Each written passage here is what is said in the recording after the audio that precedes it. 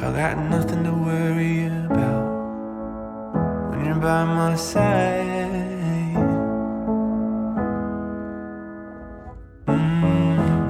I got nothing to worry about when you're by my side.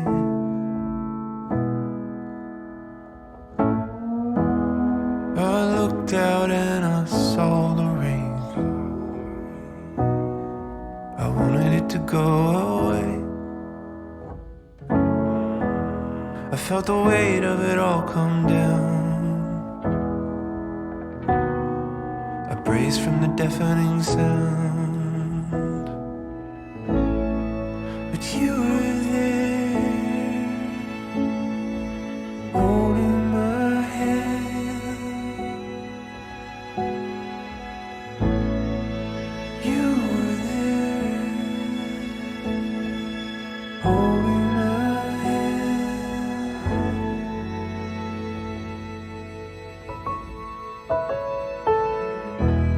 I got nothing to worry about when you're by my side.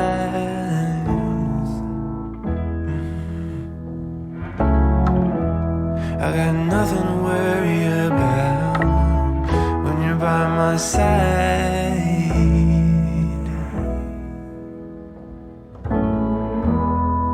I bled from the wound for at least a year. Bismillahirrahmanirrahim.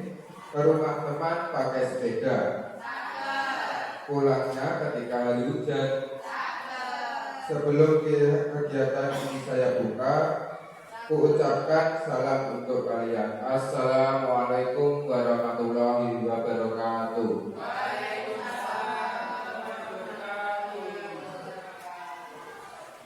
Bapak Ibu semuanya yang saya hormati, di sini pada kegiatan diseminasi menumbuhkan budaya positif di lingkungan sekolah yang akan dilaksanakan oleh Bapak Supriyanto, EBP Angkatan 11 SDN 5 Bangkalan, Kabupaten Blora. Saya di sini selaku moderator akan memandu kegiatan pada pagi hari ini. Sebelumnya yang terhormat Ibu Salinem selaku Kepala Sekolah SDN 5 Bangkalan, kemudian Bapak Ibu guru semua beserta kegiatan diseminasi budaya positif di lingkungan sekolah, dan juga Bapak Supriyanto selaku pembawa materi pada kegiatan hari ini. Yang pertama, saya selaku moderator akan membacakan susunan acara pada pagi hari ini.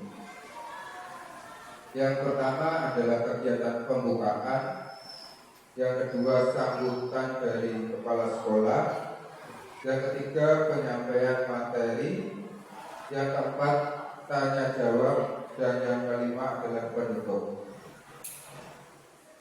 Sebelumnya, marilah kita buka acara pada pagi hari ini dengan bacaan basmalah bersama-sama.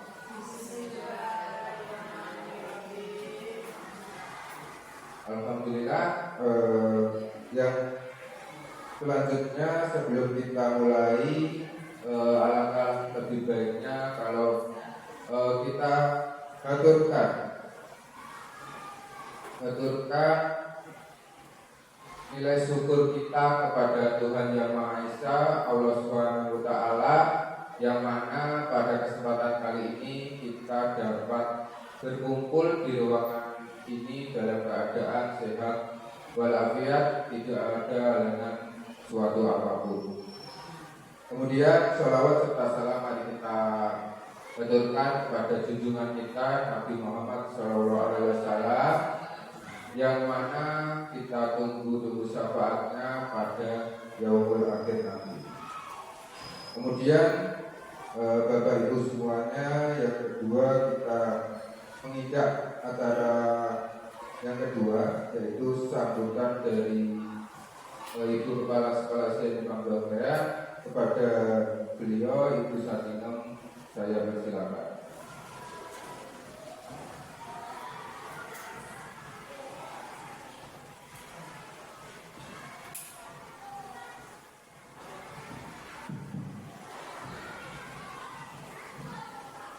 Bismillahirrahmanirrahim. Assalamualaikum warahmatullahi wabarakatuh. Alhamdulillahirrahmanirrahim. Wassalatu wassalamu ala asrofil anbiya'i wal mursalin Sayyidina wa maulana Muhammadin wa ala alihi wa sahbihi ajma'in. Amma ba'du. Yang saya hormati Bapak Supriyanto selaku penyampaian materi, yang saya hormati Bapak Ibu guru peserta diseminasi. Pertama-tama marilah kita panjatkan puji syukur kehadirat Allah Subhanahu wa taala atas timpahan rahmat taufik dan hidayahnya sehingga di pagi yang cerah ini kita dapat berkumpul di ruangan ini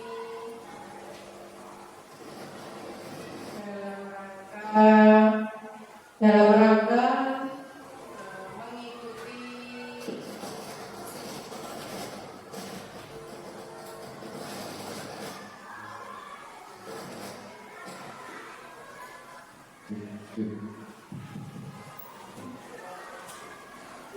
saya ulangi, di pagi hari ini kita dapat berkumpul di ruangan ini dalam rangka mengikuti kegiatan diseminasi, yaitu menumbuhkan budaya positif di lingkungan sekolah yang akan disampaikan oleh Bapak Supriyanto sebagai calon guru penggerak angkatan 11 SDN 5 Mangga, Kecamatan Jati, Kabupaten Jember.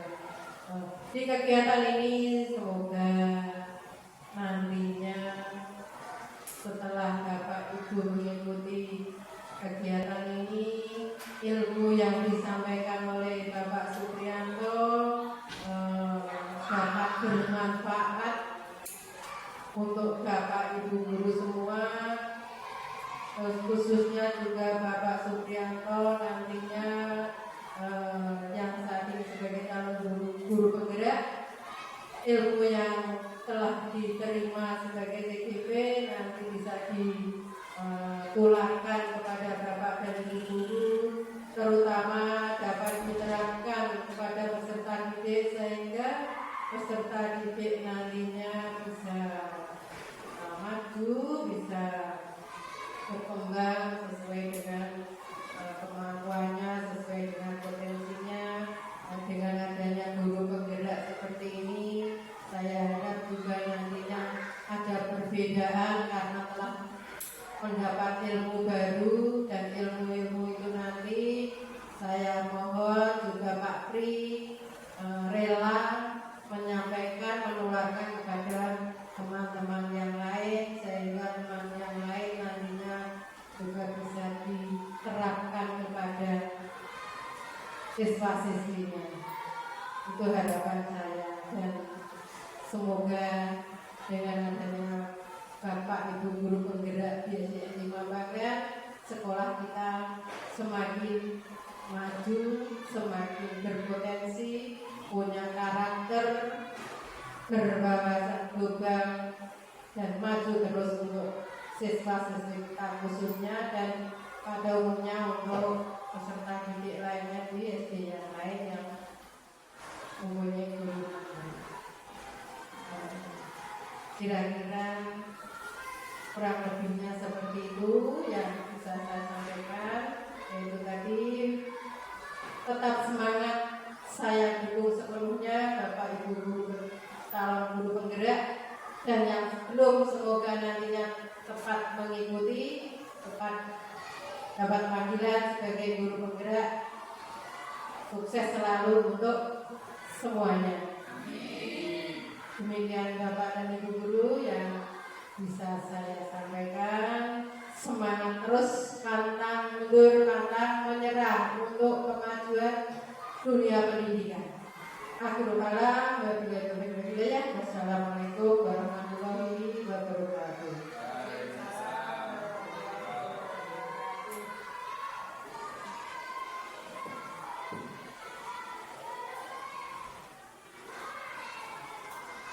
Terima kasih kepada Ibu Satinem atas arahannya. Semoga nanti dengan kegiatan diseminasi ini kita sedikit atau banyak lebih tahu tentang budaya positif dan kita kembangkan di sekolah kita. Acara yang ketiga adalah penyampaian materi oleh Bapak Supriyanto. Waktu dan tempat kami persilakan.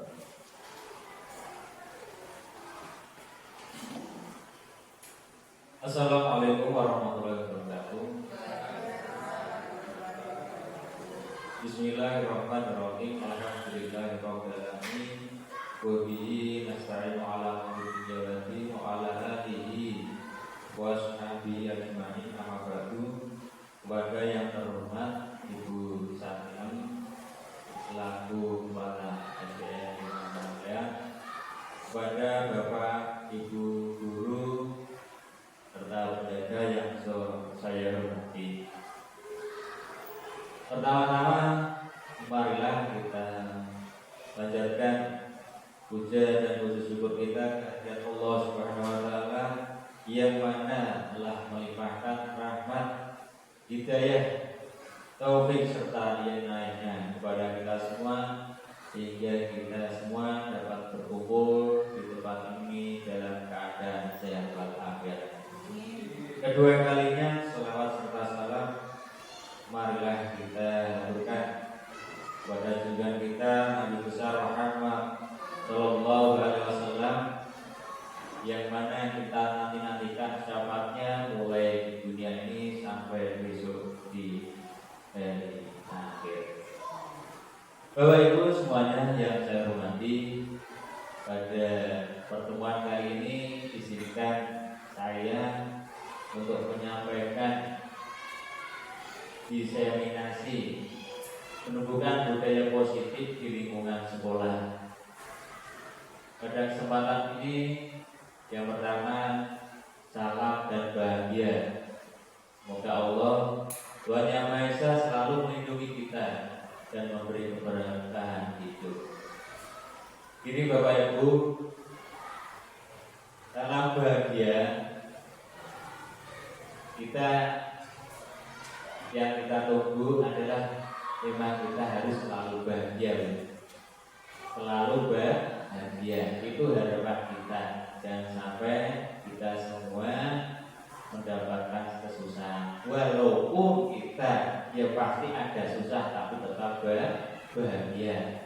Sebelum saya lanjutkan ke materi lebih lanjut, marilah kita saksikan video ice breaking supaya pada sesi kali ini tidak merasa lelah.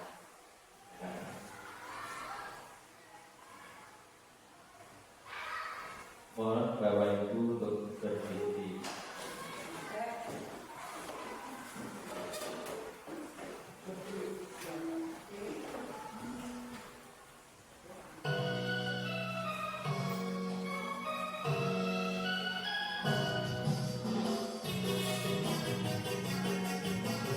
Yang kedua.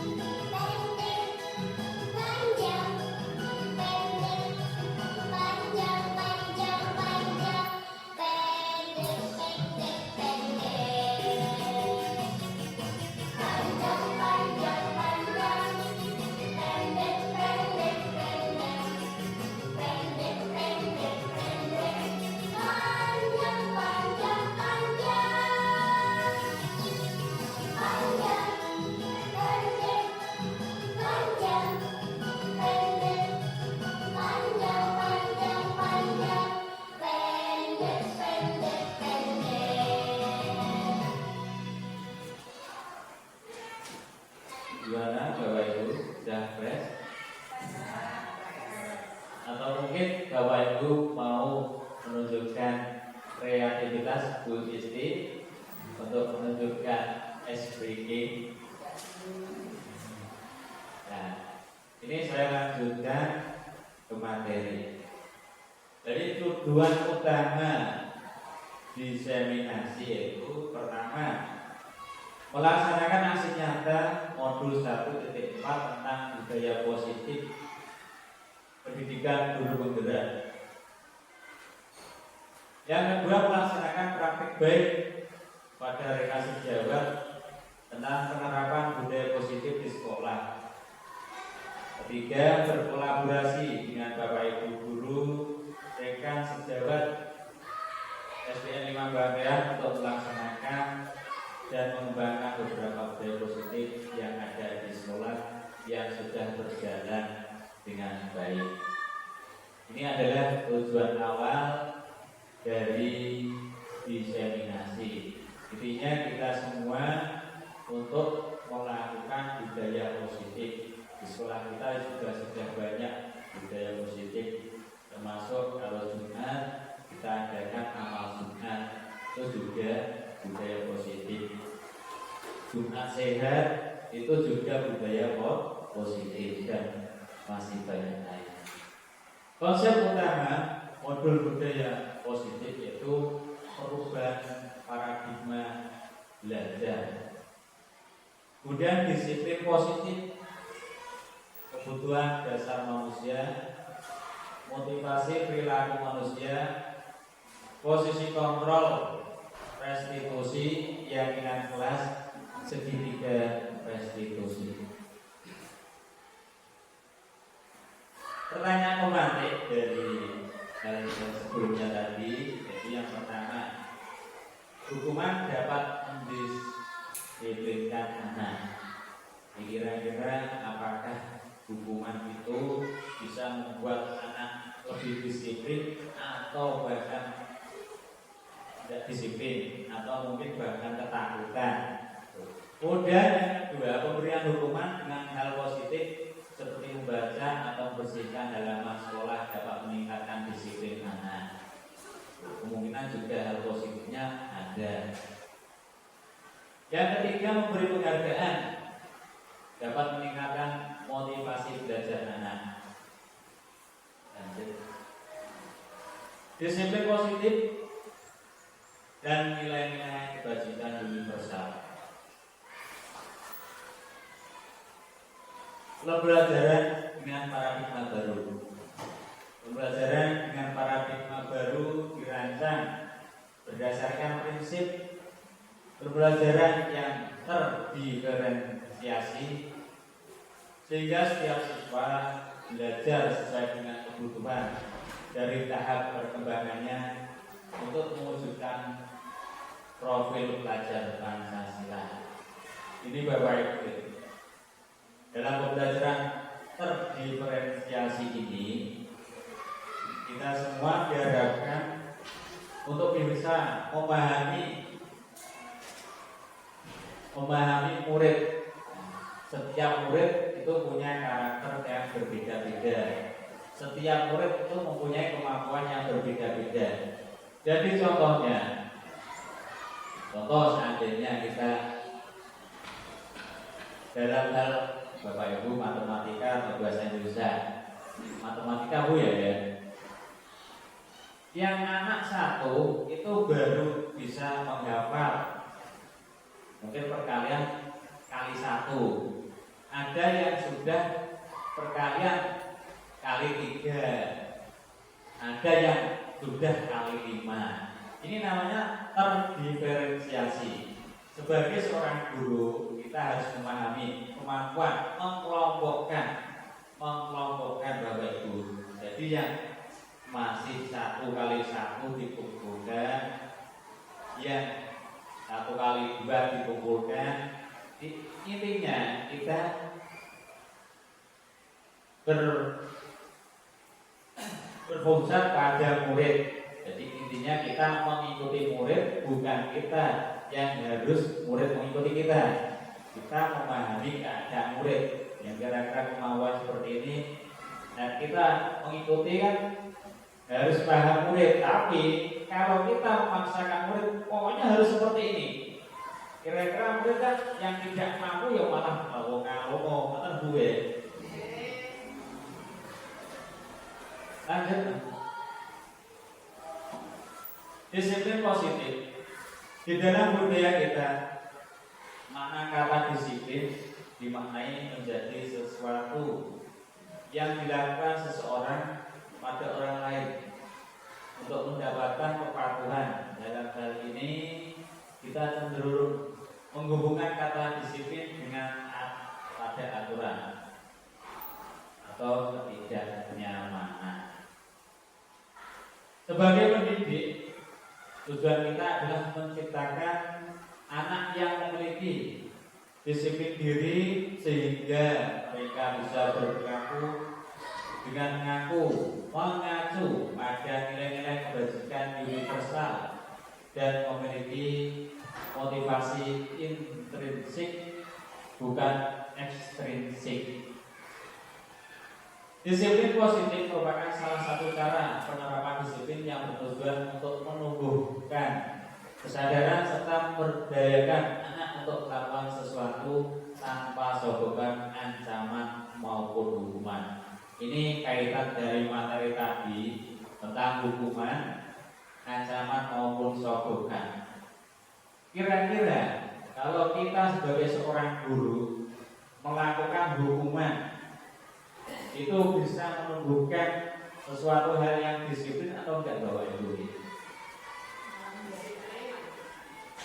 Disiplin itu bisa masuk disiplin, tapi itu coba Bu, disiplin itu bisa dikatakan taat kepada aturan, tapi itu membuat hati mereka tidak nyaman karena merasa tertekan dengan aturan.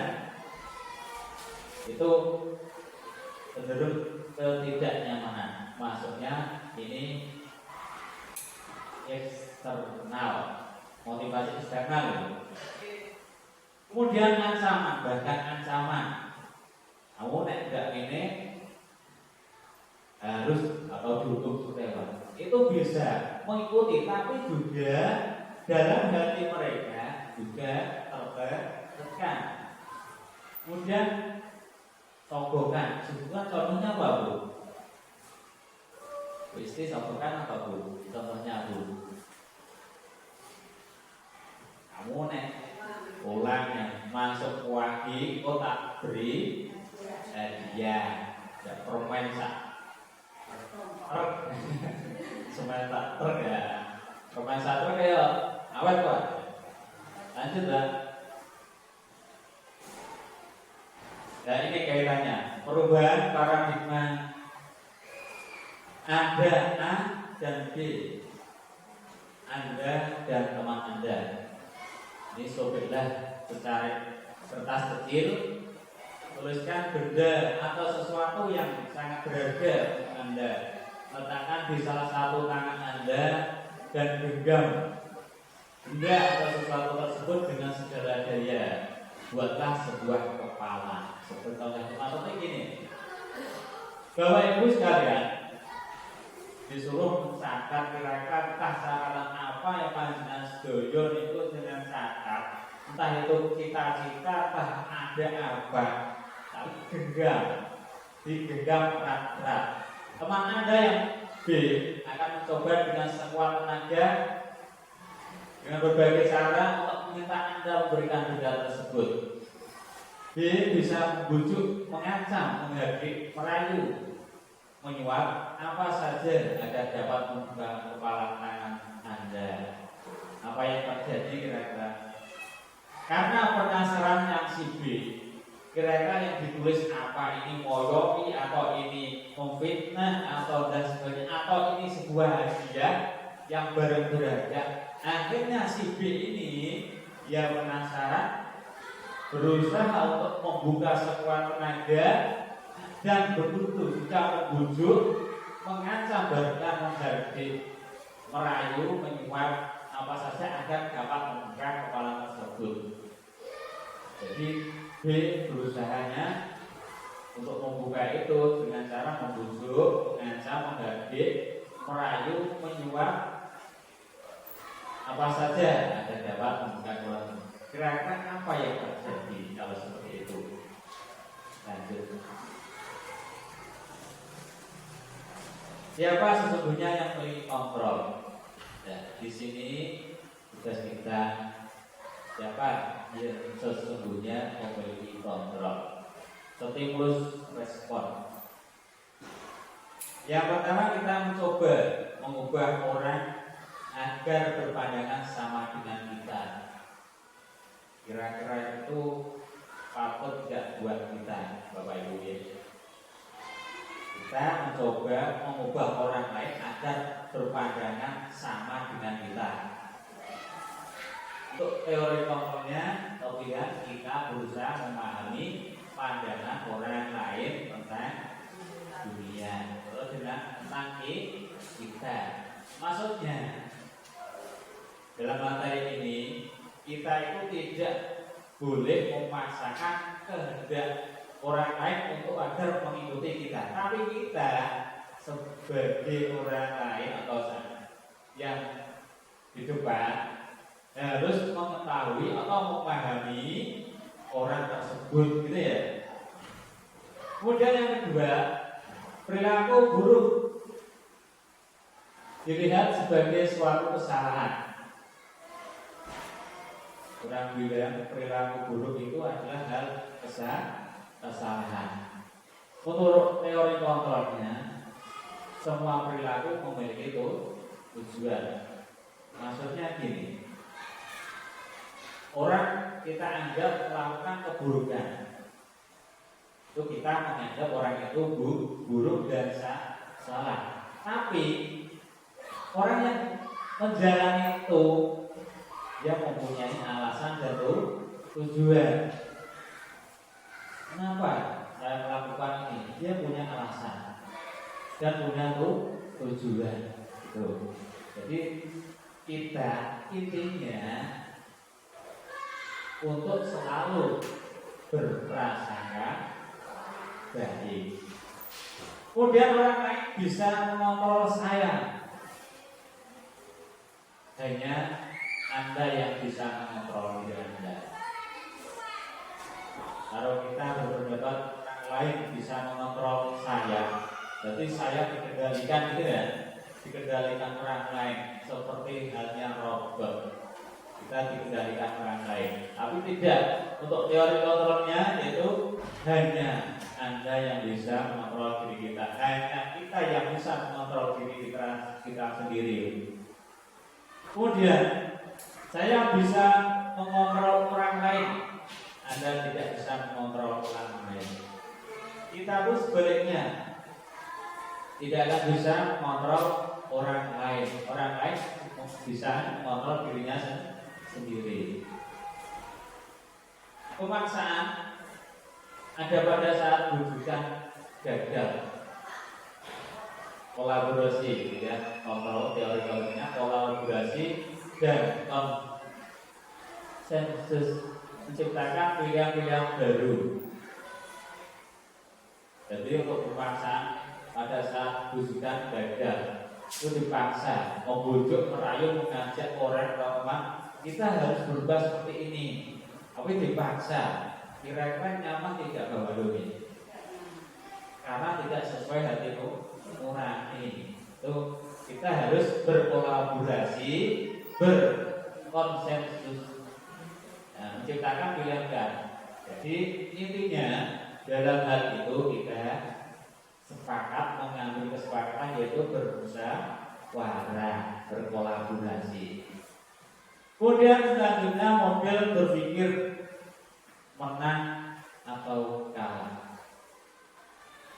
Teori kontrolnya, kemudian model berpikir menang. Jadi menganggap lah aku yang menang, atau menganggap orang lain yang kalah.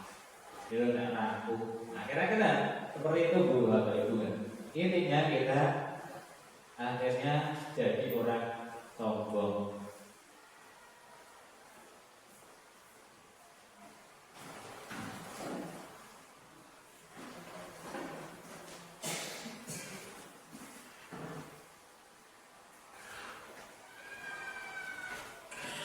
Selanjutnya, apakah makna disiplin? Berasal dari bahasa Latin. Disiplin itu berasal dari bahasa Latin, yaitu disiplina, yang artinya belajar. Makna asal dari kata ini berkonotasi dengan disiplin diri dari murid-murid Socrates dan Plato. Kemudian disiplin diri membuat orang menggali potensinya menuju sebuah tujuan apa yang dia target. Yang selanjutnya, namun dalam budaya kita, makna kata disiplin telah berubah menjadi sesuatu yang dilakukan seseorang pada orang lain untuk mendapatkan kepatuhan. Kecenderungan umum adalah menghubungkan kata disiplin dengan ketidaknyamanan, bukan dengan apa yang kita target atau pencapaian suatu tujuan mulia. Jadi gini, menurut Socrates dan Plato,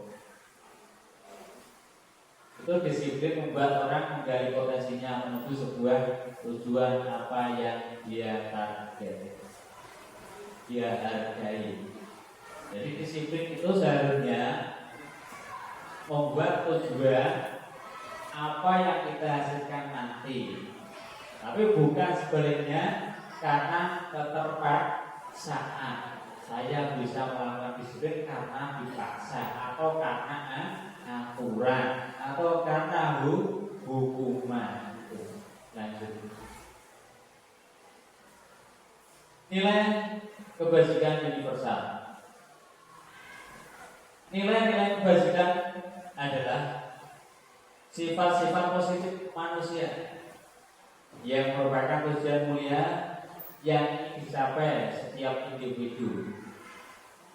Nilai-nilai tersebut bersifat universal dan lintas bahasa, suku, bangsa, agama maupun latar belakang. Nomor satu, setiap perilaku atau perbuatan memiliki suatu tujuan. Dari C.R. William dasar pada teori kontrol 1984. Yang kedua, dengan mengaitkan nilai-nilai kebajikan yang diyakini seseorang, maka motivasi intrinsiknya akan terbangun, sehingga menggerakkan motivasi dari dalam untuk dapat mencapai tujuan mulia yang diinginkan. Ini menurut Jan Bos 1998. Jadi setiap perilaku manusia, setiap perilaku siswa itu mereka melakukan sesuatu pasti punya alasan dan tujuan. Itu ya. Lanjut. Teori motivasi, hukuman dan penghargaan restitusi. Teori motivasi perilaku manusia, yaitu yang pertama, untuk menghindari ketidaknyamanan atau hukuman. Apa yang akan terjadi apabila saya tidak melakukannya? Itu adalah motivasi eksternal. Kalau saya tidak melakukannya, nanti saya akan dapat hukuman. Kalau nanti saya tidak melakukannya, saya akan diancam. Itu jadi motivasi dari luar, eksternal. Yang kedua, untuk mendapatkan imbalan dari orang lain atau institusi, apa yang akan saya dapatkan apabila saya melakukannya? Ini pun juga motivasi eksternal. Jadi imbalan dan hadiah mungkin. Nah, itu juga dorongan motivasi eksternal. Contoh, saya mau belajar, murid seperti itu. Nah, apa yang belajar? Kalau pinter akan dapat hadiah. Jadi motivasinya itu dari luar, eksternal, bukan dari dalam hati mereka sendiri. Yang ketiga, untuk menghargai diri sendiri. Saya akan menjadi orang yang seperti apa bila saya melakukannya. Jadi ini baru motivasi internal, tujuan disiplin positif yang seperti ini. Ini menghargai diri sendiri. Saya akan menjadi orang yang seperti apa apabila saya melakukannya. Kalau kita melakukan suatu hal yang baik, melakukan hal yang positif, kira-kira saya akan menjadi apa? Itu terdorong dari hati sendiri. Ini motivasi internal. Apa itu merdeka? Apa Bu?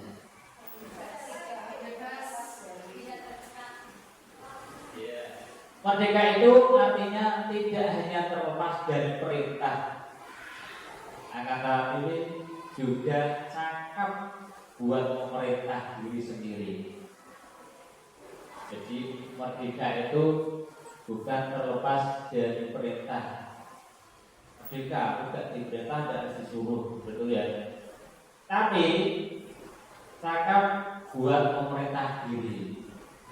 Intinya kita itu disuruh untuk introspeksi diri, jadi merubah diri sendiri. Kalau kita merubah diri sendiri, orang lain pun insya Allah bisa mengikuti tanpa disuruh.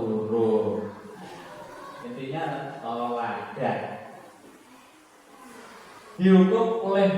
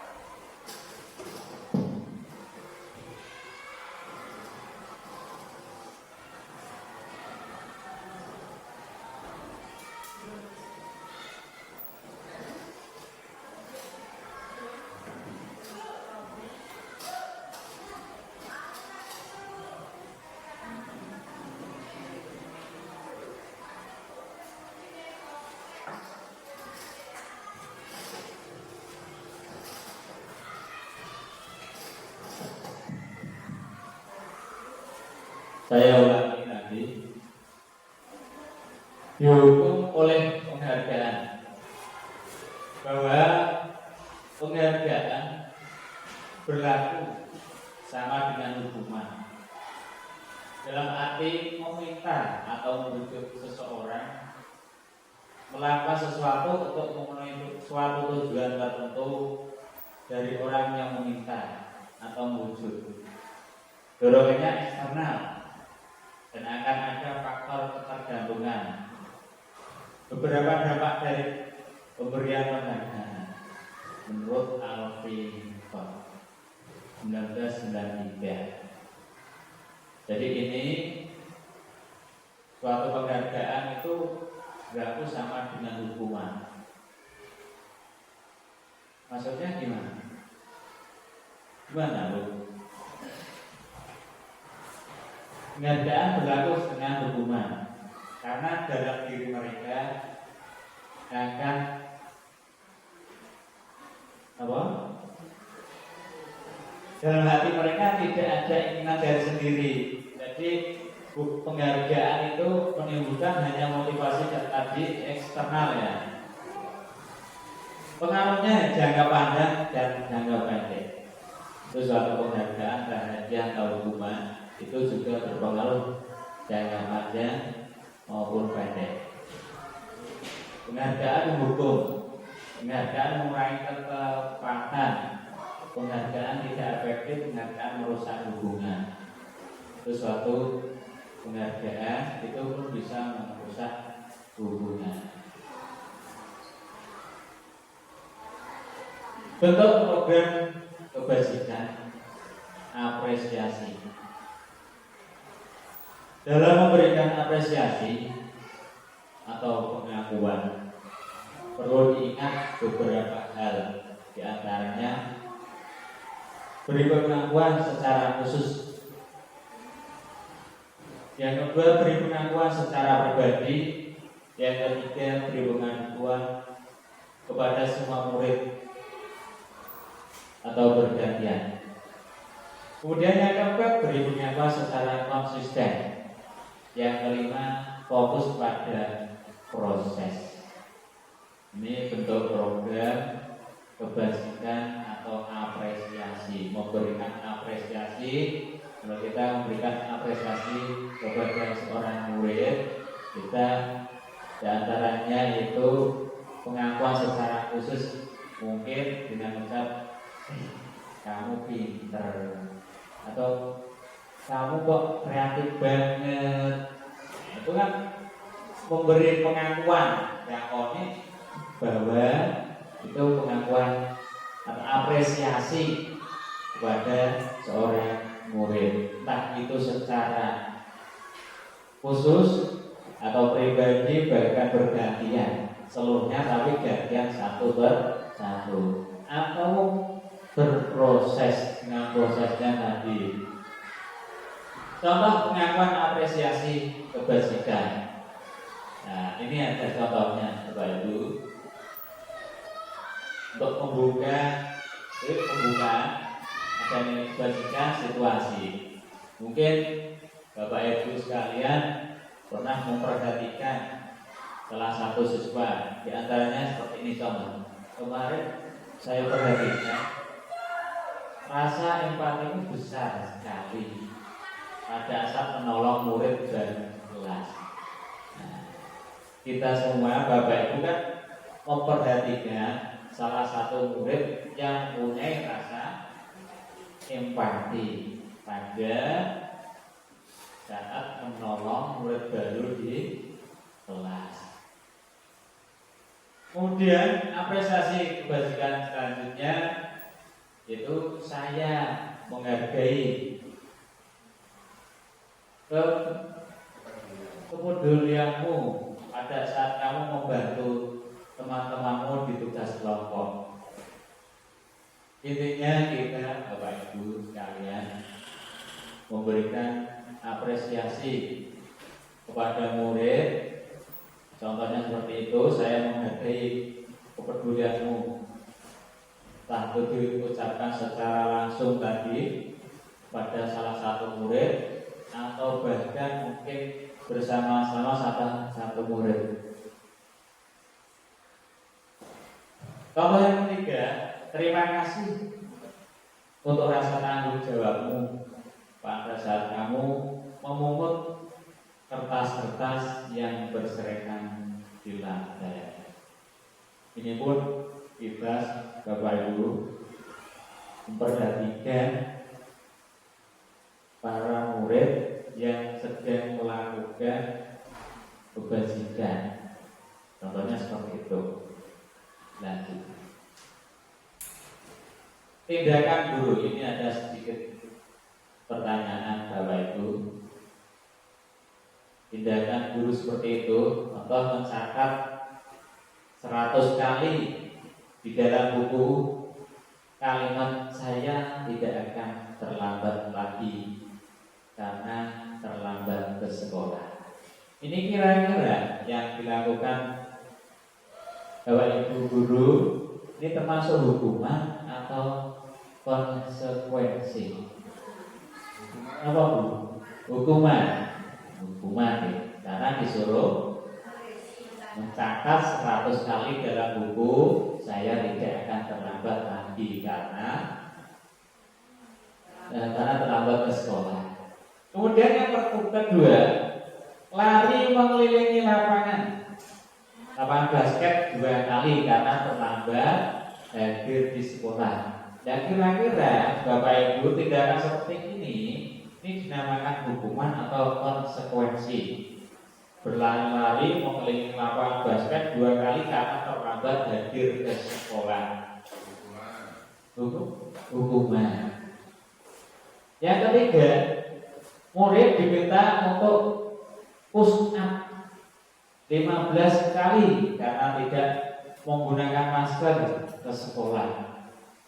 Ada murid tidak menggunakan masker disuruh push up 15 kali. Kira-kira hukuman atau konsekuensi? Hukuman karena tidak pakai masker. Contoh selanjutnya, menggantikan kertas tugas teman yang telah dicoret-coret. Ada tugas teman dicoret-coret. Nah, Bapak Ibu guru menyuruh untuk ganti kertas tugasnya. Kira-kira ini hukuman atau konsekuensi? Konsekuensi. Selanjutnya, membersihkan tumpahan air di meja tulis karena tersinggung pada saat belajar. Hukuman atau konsekuensi? Kemudian contoh berikutnya, murid disuruh untuk mengenakan sepatu seharian di sekolah karena tidak mengenakan sepatu hitam. Hukuman atau konsekuensi? Hukuman dulu. Kemudian dilanjut, lari mengelilingi lapangan basket 2 kali karena terlambat 10 menit untuk pelajaran PJOK. Hukuman atau konsekuensi atau hukuman ini? Lanjut. Nah, ini jawabannya. Jawabannya yang pertama benar, hukuman. Kedua hukuman. Ketiga hukuman. Yang keempat, kelima konsekuensi. Yang keenam hukuman. Yang bawah sendiri lari-lari untuk PJOK. Vaksin ya, lari-lari dari konsekuensi ya, bukan hukuman. Lanjut. Nah, ini ada perbedaan hukuman dan konsekuensi. Kalau hukuman itu sesuatu yang menyakitkan harus terjadi, itu suatu hukuman. Konsekuensi sesuatu harus terjadi. Bedanya seperti itu. Kalau hukuman suatu hal yang menyakitkan, tapi konsekuensi itu suatu hal terjadi. Yang kedua, membuat anak sakit fisik maupun hati untuk jangka waktu lama. Ini hukuman. Kalau konsekuensinya membuat anak merasa tidak nyaman dalam jangka waktu pendek. Kira-kira contohnya apa, Bu? Akan dicontoh, Bu. Bu Yuan, saya akan berikan contoh ini. Untuk contoh yang kedua,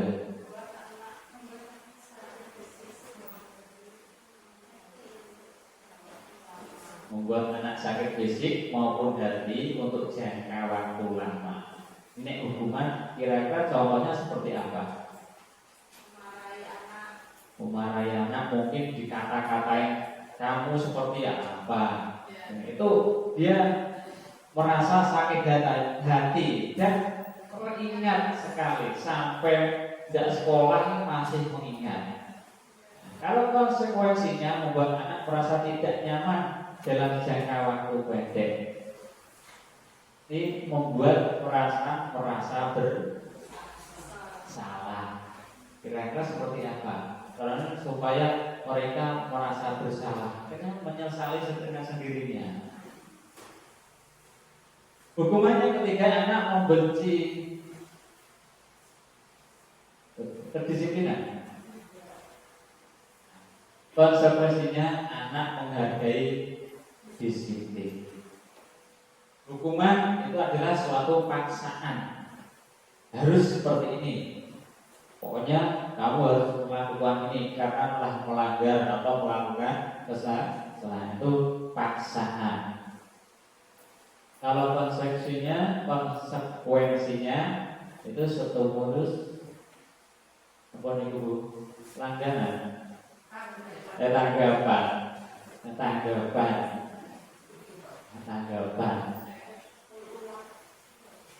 Hukuman selanjutnya mendorong anak menyakiti diri sendiri.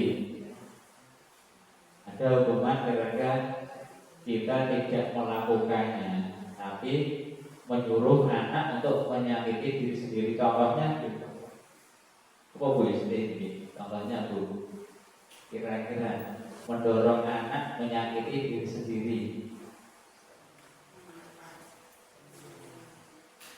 Dengan tujuan kita kan tidak salah, tidak berbuat main tangan, tapi menyuruh anak mungkin tampar kamu sendiri. Nah, itu kan juga seperti itu. Yang konsekuensinya mendorong anak agar mudah menyesuaikan diri. Nek kita salah, bagaimana cara memperbaiki? Kemudian hukuman selanjutnya konsep diri yang buruk. Konsep diri yang buruk, konsekuensinya konsep diri yang baik. Melakukan konsep-konsep yang baik. Hukuman selanjutnya akan belajar untuk menyembunyikan kesalahan. Konsepnya anak belajar untuk mematuhi peraturan. Selanjutnya marah, rasa bersalah, dipermalukan, merasa tak dihargai. Ini pernahkah Bapak Ibu melakukan marah, membuat merasa bersalah, dipermalukan, merasa tak dihargai? Mungkin kita pun pernah melakukan, memarahi seorang siswa di depan teman-temannya.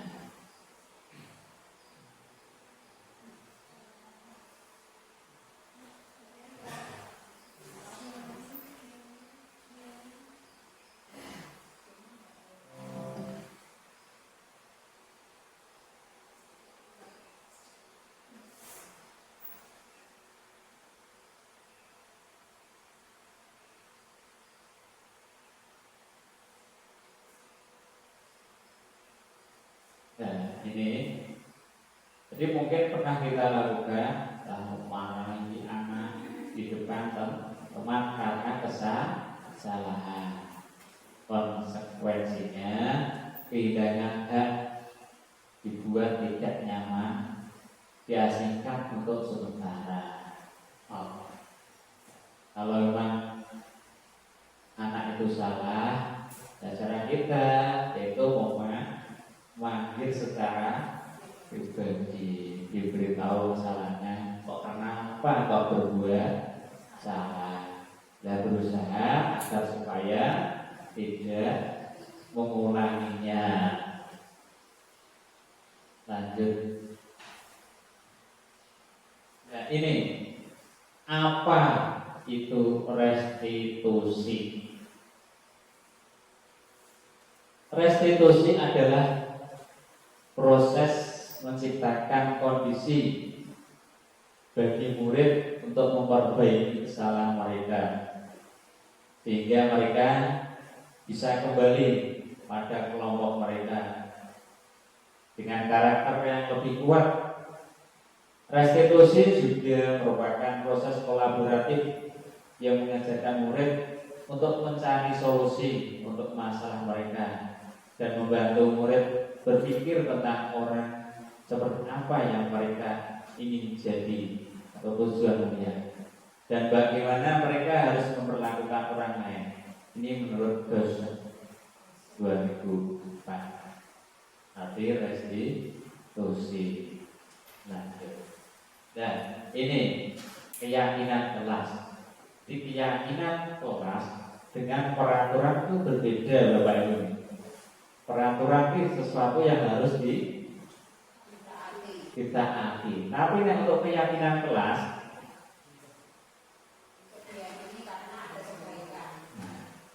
diyakini, bukan taati, tapi yang diyakini memang benar harus dilakukan.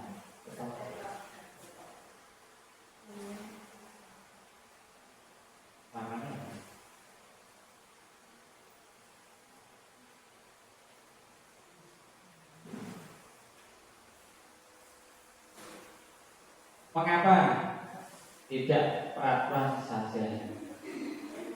Ada pertanyaan, mengapa tidak peraturan saja? Yang pertama, mengapa kita memiliki peraturan harus menggunakan helm bila mengendarai kendaraan roda 2? Ini ada pertanyaan, mengapa kita memiliki peraturan harus memakai helm bila berkendaraan roda 2? Kemudian, mengapa kita memiliki peraturan 3M menggunakan masker, mencuci tangan, dan menjaga jarak 1,5 meter? Mengapa kita memiliki peraturan harus datang tepat waktu pada saat mengikuti pelatihan? Untuk mendukung motivasi intrinsik, kembali ke nilai-nilai keyakinan, lebih menggerakkan seseorang dibandingkan mengikuti serangkaian peraturan. Budaya positif, lingkungan positif, keyakinan kelas, peraturan kelas. Nah ini peraturan, ada keyakinan kelas. Ini sedikit mungkin ini budaya positif. Kalau peraturan seperti itu, keyakinan kelas seperti apa? Selalu kembalikan buku ke tempatnya. Keyakinan kelas apa Bapak Ibu? Keyakinan kelasnya kira-kira selalu kembalikan buku ke tempatnya.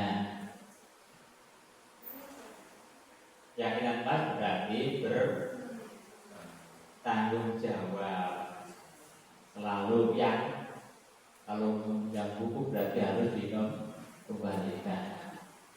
Dilarang mengganggu orang lain. Keyakinan kelasnya ini apa? Menghargai. Hadir di sekolah 15 menit sebelum pembelajaran dimulai. Disiplin atau datang lebih awal. Dilarang melakukan kekerasan. Keyakinan kelas menghargai toleransi. Kemudian dilarang menggunakan narkoba. Keyakinan kelas kesehatan. Bergantian atau menunggu giliran. Keyakinan kelasnya berarti sabar, mengantri. Kemudian gunakan masker. Keyakinan kelasnya kesehatan, demi kesehatan. Jangan berlari di kelas atau koridor. Keyakinan kelasnya demi keselamatan. Benar tidak? Yang pertama tanggung jawab. Yang kedua menghormati orang lain. Tiga menghargai orang lain, berkomitmen. Empat keselamatan, menghormati orang lain, kesehatan. Menghormati orang lain, bersabar. Kesehatan dan keselamatan, keselamatan dan keamanan. Lanjut. Kebutuhan dasar manusia. Jadi manusia itu mempunyai beberapa kebutuhan dasar. Di antaranya yang pertama yaitu untuk bertahan hidup. Bertahan hidup. Kemudian mempunyai kebutuhan dasarnya kasih sayang dan rasa diterima. Kemudian selanjutnya kebutuhan dasar yaitu butuh kesenangan. Kita sebagai manusia pasti butuh kesenangan. Selanjutnya itu kebebasan. Yang kelima, manusia itu membutuhkan penguasaan. Lanjut. Nah ini kebutuhan dasar manusia yang pertama itu kebutuhan bertahan hidup. Kebutuhan bertahan hidup survival adalah kebutuhan yang bersifat fisiologis. Untuk bertahan hidup misalnya kesehatan, rumah dan makanan. Kebutuhan biologis sebagai bagian dari proses reproduksi, termasuk kebutuhan untuk tetap bertahan hidup. Lanjut. Untuk kebutuhan kasih sayang dan diterima itu kebutuhan untuk sayangi dan diterima meliputi kebutuhan akan hubungan dan koneksi sosial, kebutuhan untuk memberi dan menerima kasih sayang, dan kebutuhan untuk merasa menjadi bagian dari suatu kelompok. Kebutuhan ini juga meliputi keinginan untuk tetap terhubung dengan orang lain seperti teman, keluarga, pasangan hidup, tempat kerja, binatang, peliharaan, dan kelompok di mana kita tergabung. Kebutuhan dasar yang selanjutnya yaitu kebutuhan penguasaan.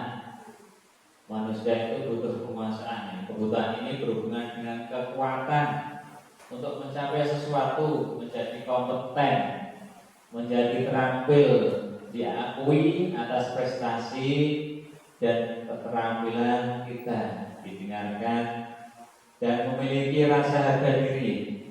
Kebutuhan ini meliputi keinginan untuk dianggap berharga, bisa membuat perbedaan, bisa membuat pencapaian kompeten diakui, dihormati. Kebutuhan dasar selanjutnya yaitu kebutuhan kebebasan.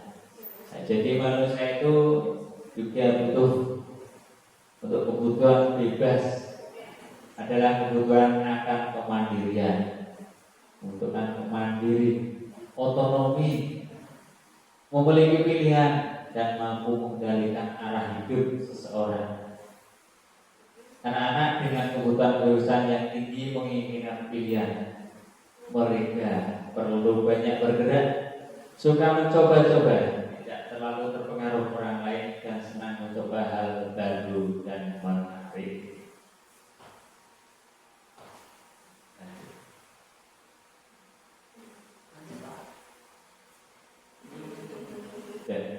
Kebutuhan kesenangan yang terakhir, kebutuhan akan kesenangan adalah kebutuhan untuk mencari kesenangan, bermain dan tertawa.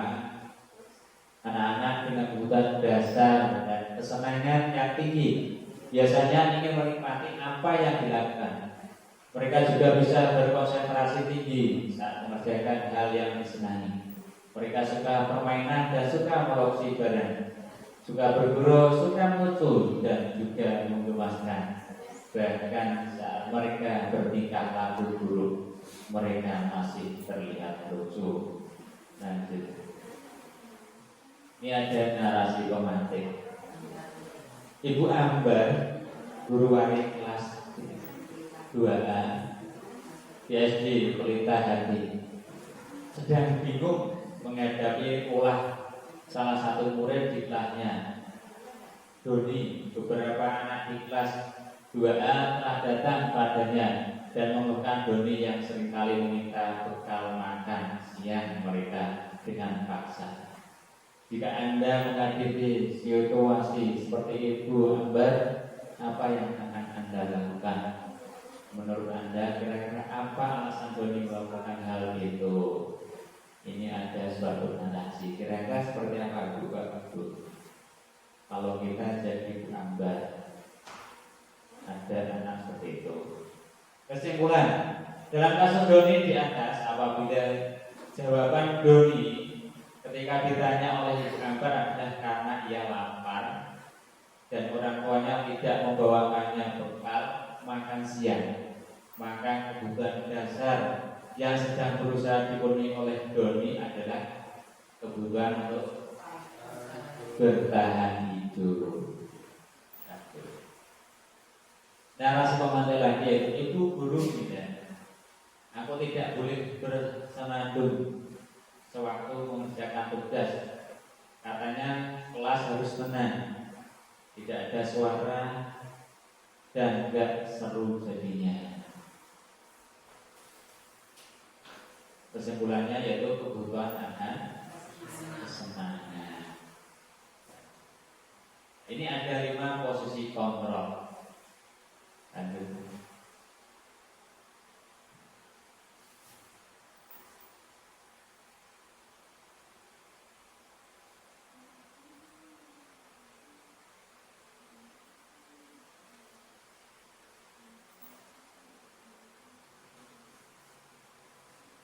Ini ada sebuah video.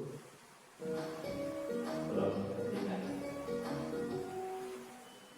Salam bahagia Ibu dan Bapak Guru hebat. Dalam penerapan disiplin positif restitusi, salah satu program yang dikembangkan adalah 5 posisi kontrol. 5 posisi kontrol dalam restitusi adalah proses perjalanan seorang pendidik agar dapat mengenali dirinya. Pada video kali ini, kita akan membahas tentang 5 posisi kontrol yang dikembangkan oleh Diane Dawson dan contoh penerapannya.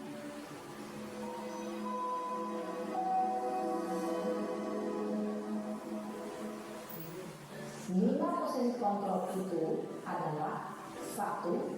Posisi penghukum, 2. Posisi pembuat merasa bersalah, 3. Posisi teman, 4. Posisi pemantau atau monitor, dan 5. Posisi manajer. Untuk lebih memahami kelima posisi tersebut, mari kita saksikan kasus Naren yang terlambat hadir 20 menit di sekolah dan melihat bagaimana kelima posisi kontrol dalam menghadapi masalah tersebut.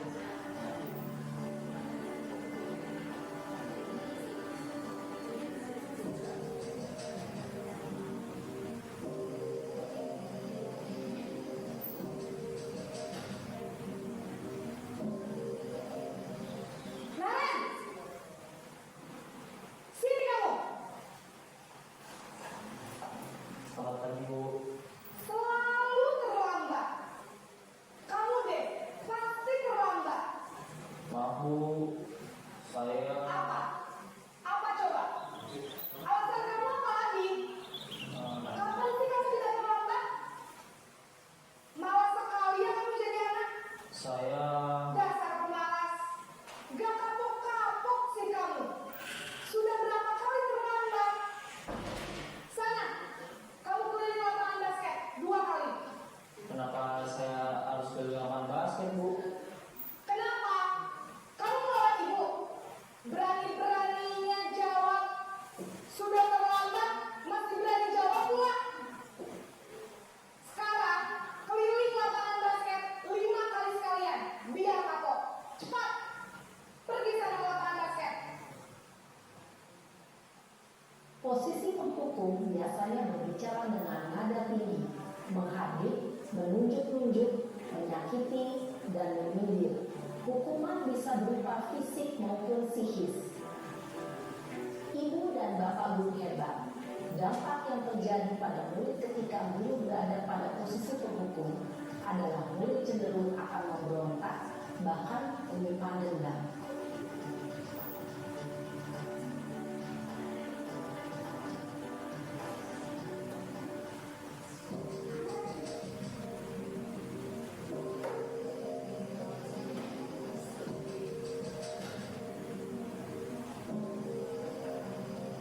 Naren!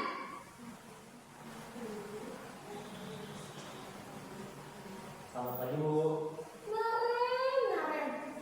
Kamu kenapa terlambat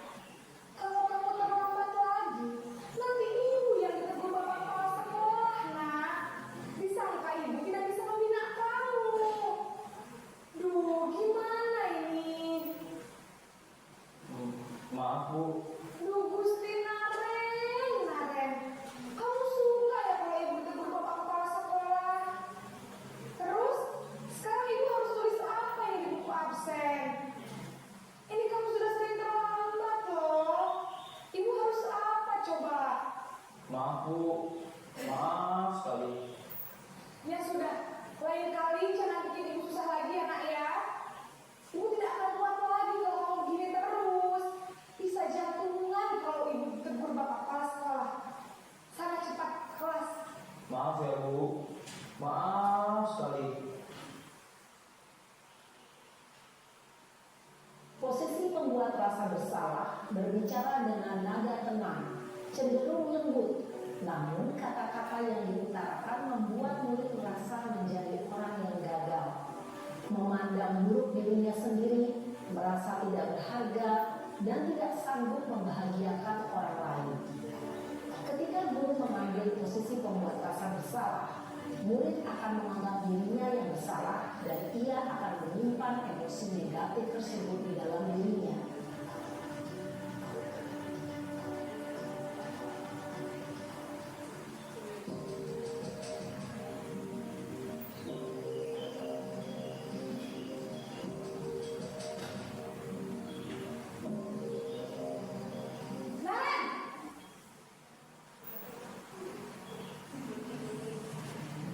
Selamat pagi Bu.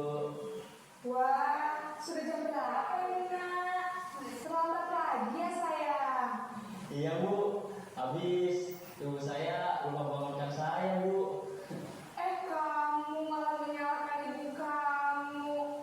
Kamu bukannya akan larinya paling kencang. Kok terlambat sih? Iya Bu, saya memang terlambat bangun tadi. Jadi biarpun saya lari kencang, tetap gak tersenja Bu. Ya sudah sana. Nanti lain kali larinya lebih kencang lagi ya. Biar gak terlambat lagi. Bikin senang ibu. Demi ibu. Bisa kan? Bisa lah Bu. Ya sudah sana masuk kelas. Ibu beresin urusan absen kamu. Kamu ini ada-ada saja.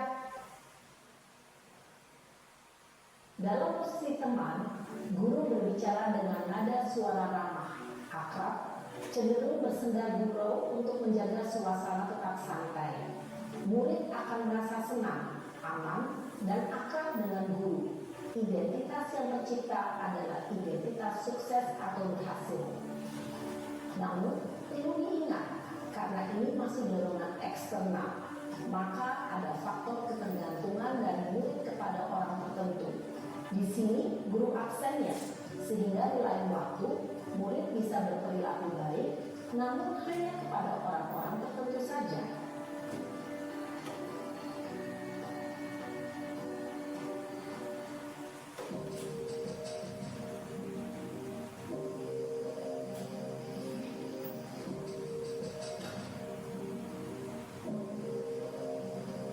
Nan!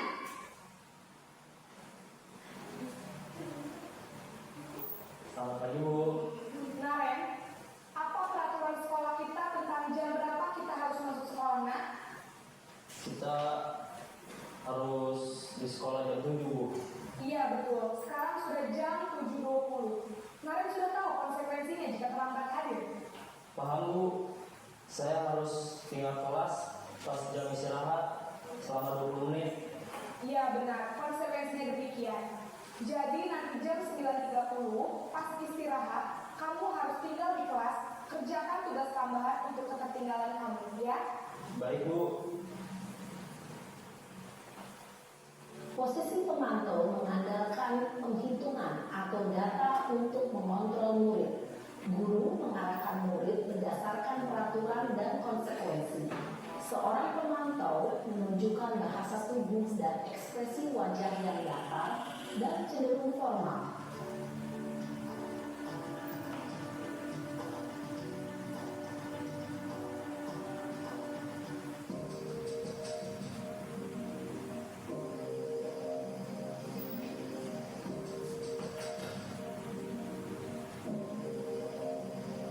Naren!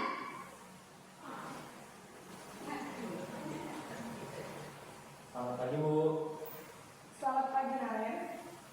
Maaf Bu, saya terlambat. Iya, sekolah masuknya jam 7, sekarang sudah jam 7.20. Jadi sekarang bagaimana ini Naren? Maaf Bu, saya lupa setel alarm saya semalam. Baiklah, menurut kamu, keyakinan sekolah yang mana yang perlu kamu tingkatkan? Menghargai diri sendiri dan orang lain mungkin ya Bu. Setuju. Jadi, apakah Naren meyakini prinsip saling menghormati tersebut? Iya Bu, saya meyakininya. Apakah Naren bersedia memperbaiki masalah Bersedia, Bu? Bagaimana kamu akan perbaiki masalah keterlambatan ini? Saya akan coba untuk tidak lupa menyetel alarm saya, Bu. Baik, kalau Naren lupa menyetel alarm di rumah, ada orang yang kira-kira bisa bantu mengingatkan tidak? Ada, Bu. Kakak saya, Kak Emma. Ada lagi selain Kak Emma? Selain Kak Emma, ada ibu saya. Baik, jadi yang mengingatkan Naren adalah Kak Emma dan ibu kamu ya? Kira-kira akan mulai setel alarm kapan nih, Naren? Setelah pulang sekolah, akan segera saya lakukan. Baik, jadi Naren akan setel alarm untuk bangun besok pagi dan akan diingatkan oleh kakak dan ibunda Naren ya. Ada lagi yang mungkin perlu dilakukan Naren agar tidak terlambat bangun lagi. Tidak ada, Bu. Baik Naren, terima kasih untuk kerjasama kamu. Sekarang kamu perlu kembali ke kelas untuk belajar. Baik, Bu. Terima kasih.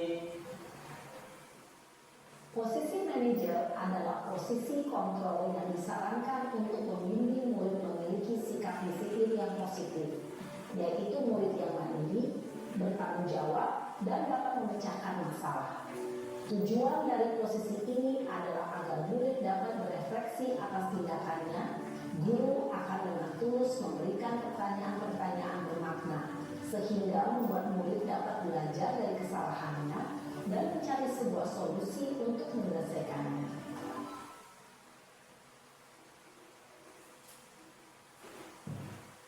Itulah tadi dari 5 posisi kontrol yang dapat kita tiru dan kita lakukan. Itu diantara tadi penghukum, membuat orang merasa bersalah, kemudian pemantau dan manajer.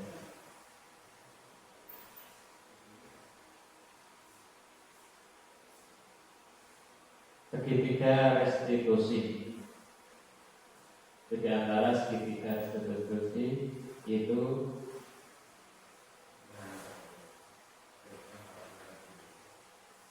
menampilkan identitas, kemudian validasi kebutuhan,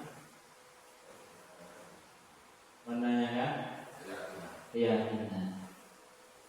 Lanjut.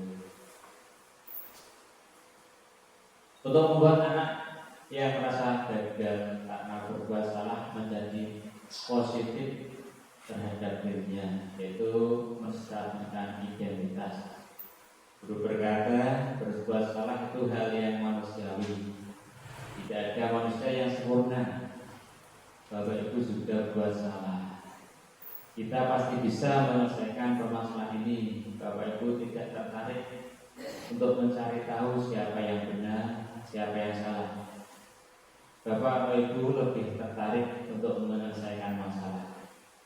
Kalau kamu menyalahkan dirimu sendiri terus-menerus, apakah kamu bersikap baik pada dirimu sendiri?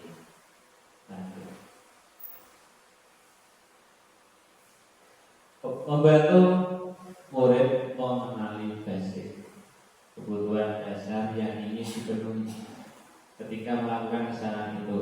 Pada dasarnya setiap tindakan manusia tujuannya adalah memenuhi basic. Apakah itu power freedom, love and fun atau shopping? Ini adalah validasi kebutuhan. Guru berkata, kamu bisa saja melakukan hal yang lebih buruk, tapi kamu tidak melakukannya kan? Kamu pasti punya alasan mengapa melakukannya. Apa yang penting bagi kamu, kamu boleh tetap berusaha menjaga sikap itu, tapi tambahkan sikap yang lain yang baru. Maukah kamu belajar cara lain untuk mendapatkan yang kamu butuhkan tanpa harus mengukur? Apakah kamu bisa melakukan dengan lebih baik besok lagi? Lanjut. Ini untuk menanyakan keyakinan. Orang guru menanyakan apa nilai yang kita percaya di kelas sekolah kita. Nilai-nilai yang besar apa yang telah kita sepakati. Kelas yang ideal itu seperti apa sih? Kamu ingin jadi anak seperti apa? Apa yang kamu rasa mereka melakukan itu, kamu jadi orang yang seperti apa? Lanjut.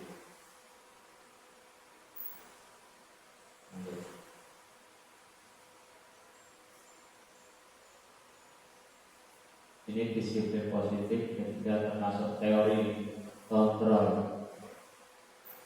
Lanjut lagi. Terima kasih. Ini tadi sudah cukup banyak yang sama saya sampaikan. Mungkin ada salah dalam pernyataan saya. Atau sebelum saya tutup, apa Bapak Ibu ada pertanyaan? Sementara tidak ya. Dari saya sekian. Wassalamualaikum warahmatullahi wabarakatuh.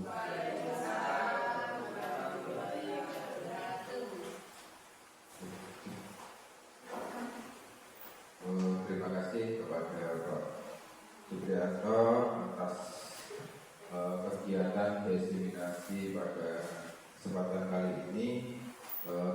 Banyak sekali hal yang kiranya dari Bapak Ibu semua hal baru ya, terkait budaya positif yang bisa kita lakukan untuk kemajuan di sekolah kita.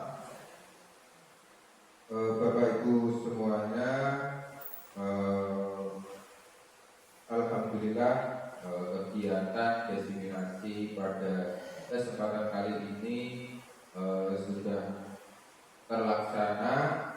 Semoga nanti apa yang disampaikan oleh Bapak Supriyanto selaku peserta PDP di angkatan 11 nanti bisa lebih bermanfaat pada anak didik kita di sekolah.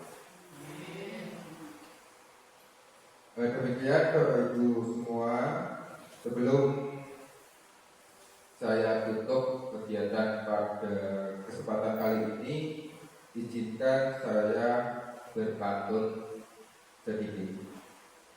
Pisau diasah buat bertani, bawa ke ladang naik berdaki. Selesai sudah kegiatan hari ini, semoga bisa memberi arti. Demikian kegiatan pada kesempatan kali ini. Saya selaku moderator, apabila dalam berkata ada kurang lebihnya mohon maaf. Akhir kata, wassalamualaikum warahmatullahi wabarakatuh.